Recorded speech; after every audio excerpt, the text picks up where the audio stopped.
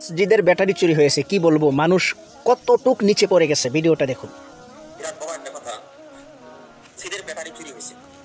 বিরাট বড় একটা কথা যে যেই মানুষ, অনেক মানুষ আছে এখনো 1 টাকা 2 টাকা জমায়া তারপর মসজিদে পয়সা দেয় বা কিছু হলে মসজিদে পয়সা দেয়, কিন্তু বর্তমান এবার এক যুগ এসে গেছে। এই যুগের ভিতরে দেখেন মানুষ মসজিদের ব্যাটারি চুরি করে নিয়ে গেছে।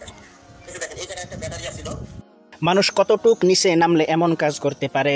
একজন মানুষ যদি বৎকার হয়, নিকৃষ্ট হয়, আল্লাহর হুকুম যদি নাও মানে, নবীর তরিকায় যদি নাও চলে, ওই ব্যক্তিও মসজিদের কোনো জিনিস চুরি করার সাহস করবে না, ভয় করবে, ডরাবে।